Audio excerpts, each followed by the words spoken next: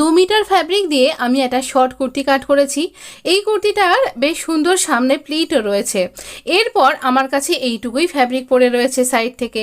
এটা দিয়ে আমি তৈরি করব ভীষণ সুন্দর স্টাইলিশ একটা স্লিভ ডিজাইন। আপনার ক্ষেত্রেও যদি এই রকম অবস্থা হয় তাহলে আপনি এটা ফলো করতে পারেন। 7.5 ইঞ্চি আর্ম রাউন্ড, তার সাথে 3 ইঞ্চি এক্সট্রা নিয়েছি। ওপরের দিকটা খোলা রয়েছে, তাই জন্য আরও 1 ইঞ্চি এক্সট্রা নিয়ে আমি এখানে মোটামুটি 11.5 ইঞ্চি এই ওয়েট রাখলাম। তারপর 3.5 ইঞ্চিতে ড্রপ দিয়ে 2 ইঞ্চি লুজিং দিয়ে আমি এখানে স্লিভ রাউন্ডটা মার্ক করছি।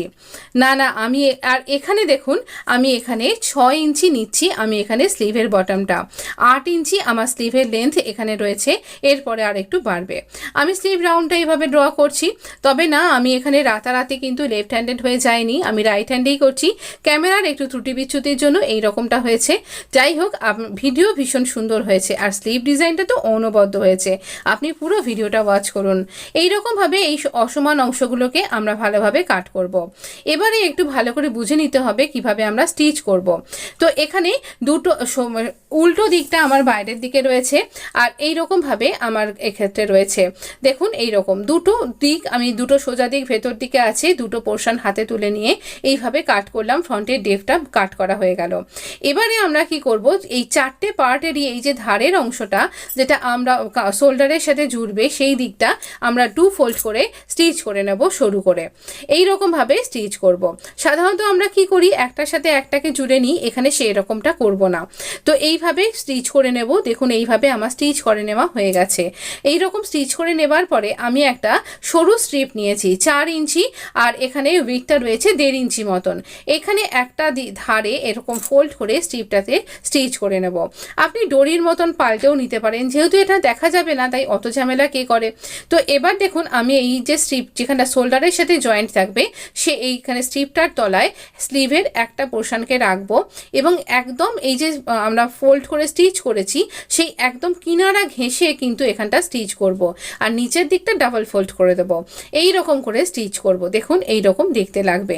এরকম একটা স্লিভ ডিজাইন অনেক দিন আগে দেখিয়েছিলাম, সেখানে একটা অন্য ফ্যাব্রিক জুড়েছিলাম, সেটা একটা অন্য রকম দেখতে লাগে আর এটা একটা অন্য রকম দেখতে লাগবে।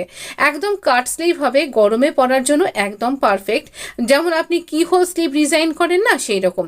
এটা বোঝাই যাবে না যে আপনার কাছে ফ্যাব্রিক ছিল না তাই আপনি এরকম একটা অন্য রকমের ডিজাইন তৈরি হয়ে যাবে। বোঝা যাবে না যে এখানে ফ্যাব্রিকটা কম পড়েছিল বলে আপনি এই ডিজাইনটা তৈরি করেছেন। একদম নতুনত্ব ডিজাইন। এখানে আপনি বাটন লাগাতে পারেন, একটা বো লাগাতে পারেন যদি বেবি ড্রেস করছেন। আমি যদিও কিছুই লাগানোর সময় পাইনি, তো এখানটাতে আমি এরকমভাবে জুড়ে নেব। যে এখানে একটা ডবল স্টিচ করে নেব। দেখুন ওপরটাতে বোঝা যাচ্ছে কি কোথাও জোড়া পড়েছে। এরপরে এই যে নিচের দিকের অংশটা এরকম ফাঁক হয়ে রয়েছে, এখানের জন্য আমি নিয়েছি 3.5 ইঞ্চি, এরকম 3.5 ইঞ্চির একটা স্ট্রিপ। এরকম একটা ফ্যাব্রিক নিয়েছি, এটা দিয়ে আমি কুর্তিটাতে ডিজাইন তৈরি করেছি। একটা ভীষণ সুন্দর ইয়ক তৈরি করেছি আর সেখানে একটা প্যানেল তৈরি করেছি যাতে সরে নড়ে না যায়। পিন দিয়ে দুটো অংশকে আটকে নিলাম। একটুখানি এক্সট্রা রাখবেন। দুটোরই সোজা দিক আমার দিকে মুখ করে রয়েছে।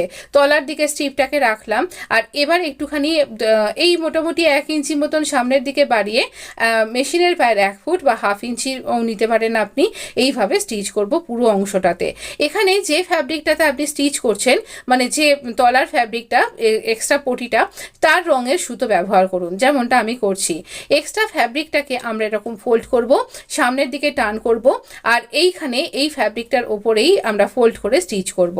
এখানে কিন্তু আমরা ইয়েলো ফ্যাব্রিকের ওপরে স্টিচ করছি না, আমরা এই ক্রিম কালারের ফ্যাব্রিকটার ওপরে স্টিচ করছি। এটাতে ভীষণ সুন্দর ভীষণ প্রিটি একটা ড্রেস তৈরি হয়েছে, যেটা এডিটিংয়ের অপেক্ষায় রয়েছে।